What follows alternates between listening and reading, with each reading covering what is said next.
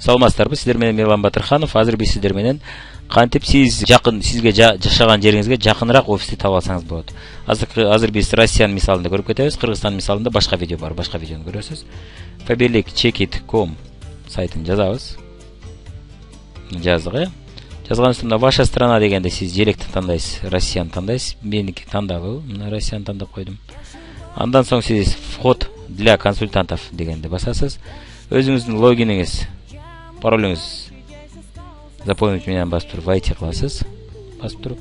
Мисалы үчүн сиз катталдыңыз, катталган соң мына өзүңүзгө жакын офисти издейм дедиңиз, Ал эми эгерде сиз катталак болсоңуз, анда сиздин ордуңузга спонсоруңуз же наставнигиңиз ушул даректерди көрүп, жакынкы даректерди табышканы жардам бере алат. Мына могул жерде мына киргенде эң төмөн жагында наша география деген кнопка бар. Наша географияны бастык. Наша географияны. Выберите страну дейт мына. Выберите страну дегенде мен мисалы үчүн мына Россияны тандайын. Россия. Казакстанда болсоңуз сиз Казакстанды тандайсыз, Кыргызстанда болсо Кыргызстанды. Андан соң Москва, мисалы үчүн Москва шаарын көрөлү. Москва край область эди. Шаарда да Москваны тандадым. Анан тип пункта выдачи дейт. Мисалы үчүн постамат деген бар же пункт выдачи деген бар. Экөөнүн айырмасын айтып кетейин. Постамат деген бул почтага окшогон атайын торговый точкаларда, шаардын центр борбордук жерлеринде атайын ящиктер болот. Ошол ящиктерден сиз кодду басып туруп, кодду терип туруп алып алсаңыз болот. Ал жерде терминалга окшогон болот, анан терминалдын жанында көптөгөн ящиктер болот. Сиздин уюлдук телефонуңузга атайын сиз ошо постамат тандап жазганыңызда сизге атайын уюлдук телефонуңузга сообщение келет. Ошол сообщениеде сизге код келет. Сиз кирип туруп, ошол терминалга барып туруп, кодду тересиз, андан соң сиздин ячейкаңыз ачылат. Эгерде сиз алдын ала төлөп койгон болсоңуз. Айта кетчү нерсе, постамат менен жаза турган болсоңуз, Faberlic'те алдын ала төлөп коюш керек болот. Азыр көбүрөөк айтып берем го, постамат жаңы баштап аткан адамдар үчүн ыңгайсыз болушу мүмкүн. Пункт выдачиден алганыңыз болот. Жакшы болот, пункт выдачиде адамдар бар. Түшүнбөгөн нерсеңизди сурап алсаңыз болот адамдардан. Постаматта эч ким жок, терминалга окшогон нерсе да ал. Мына мисалы үчүн мен азыр ПВ эч кайсысын тандабай эле искать деп басайын. Анан по адресу да издесе болот экен, мына по адресу. Дерек жазып туруп, мына сиз местоположение метроңузду жазып туруп, радиус поиска километр деп жазсаңыз болот экен.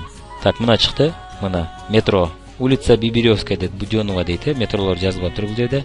Плещевская, Пятницкая, Митина дейт. Андан соң мына метролор кетип атат. Мына Авиамоторная, Автозаводская, Академическая дейт, Алексеевская дейт, Ярославская дейт, мына Алтуфьева, Аннина, аэропорт дейт, Бабушкинская дейт. Ушул апыларды тандасаңыз болот. АП дегенибиз бул агенттик пункт. Сиз продукт салып кете турган жер да мына. Могул жерде көргөндө мисалы үчүн айталы, мына Багратионская дейт, Бауманская, Бибирева. Өзүңүзгө жакын метросун тандай берсеңиз болот. Мисалы үчүн биз азыр Варшавскаяны көрөлү. Варшавскайда кичине бир аз билем, болгонмун. Анан Академик Янгеледе болгонмун, ал жердеги АП азыр мурун компания заводу ошол жерде. Ошол жерде АП бар эле, азыр балдар ачкан эле, алар башка жака көчүп кетишти. Шаардын центрдеги жерин ачты окшойт алар. Варшавская. Мына Варшавскайда Постамат ТЦ Варшавский дейт, торговый центр Варшавскийде, мына Пикпоинт деген компаниянын экен бул. Постамат дейт. Анан ПВ дейт, пункт выдачи дейт. Ал жерде МТА Варшавская Пикпоинт. Пикпоинтта бар окшойт, пункт выдачи да бар окшойт ал жерде. Андан соң мына водный стадион ПВ, торговый центр водный дейт. Постамат дейт мына жерде, ПВ дейт. ПВ дегенибиз пункт выдачи. Ал жерде адам отурат. Демек пункт выдачиде постаматта бар экен, пункт выдачиде бар экен да. Постамат бир аз кымбатыраак болуп калышы мүмкүн, смотря кандай заказ да. Сиздин заказыңыздан 5% эсептелет дагы, ошол 5% компания төлөп берет. Андан көп болсо калганын сиз төлөйсүз. Өзү постамат ошо Москва ичи билишимче 150 рубльга доставка кылып берет, сиз ошол жерден алып кетесиз. Постаматтын жакшы жери, ал жерде көпчүлүк учурда мына 9-дан 9га чейин деген график болот, мисалы үчүн. Бул жерде көрсөңүз мына бул номери турат, адамдын номери турат, андан соң мына Бок Екатерина дейт, мына Екатерина Бакитьканын атында Варшавскайда АП бар экен, 4,5% деген бул эмне? Бул сервисный сбор. Сиздин заказ жазганыңызга 4,5% автоматтык түрдө кошулат, ошол сервисный сборду терминалга төлөп атканыңызда алып калат да. Бирок накладнойго ошол 4,5% кошуп көрсөткөн. Анын үстүнө кошпойт. Ошол накладнойдо акырында итого деген цифрага кошулуп калган болот жазып атканыңызда. На страница ПВ дейт. Страница ПВда сиз мына ошол АПнын баракчасын көрсөңүз болот. Анан посмотреть на карты дейт. Картадан да көрсөңүз болот, мына көрөлү. мына Екатерина Бакитка деген лидер мына. Бул директордун астында 50дөй директор бар. Мына жунатында мына бул жерде офис бар экен. Адрес Варшавская дейт, мына график работы дейт. Демек саат 1-ден 8-ге чейин иштейт экен. Суббота күндөрү 12-ден 6-га чейин иштейт экен. Мына ушул убакта келип 8-ге чейин келип алып кетсеңиз болот. Постаматтардын кээ бирлери 9-га чейин, кээ бирлери 8-ге чейин, кээ бирлери круглосуточно иштейт.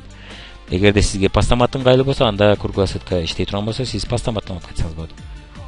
Написать сообщение, телефон жазып алып, чалып, сурап, кайсы күндөрү товар келет деп графигин билип алып, анан барып алып кетти. Анан заказ жазып, анан барып алып кетсеңиз болот экен да. Мисалы үчүн Варшавскайда айталып постамат бар экен, мисалы үчүн посмотреть на карте дегенди көрөлүм мына. Картада ачылды мына.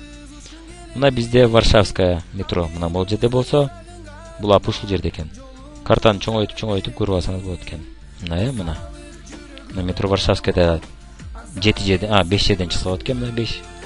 Сиз мына Чонгарский бульвар деген жагынан чыгат экенсиз дагы, анан түндүктү көздөй мына басканыңызда мына ушул центр молекулярной диагностики дейт.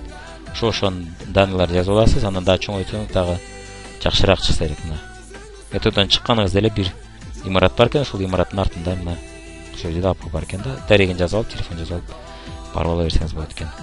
Мына ушинтип көрүп өзүңүзгө жакын жерди Москвадан же башка Питер шаарларынан же башка чоң шаарлардан көрүп алсаңыз болот экен.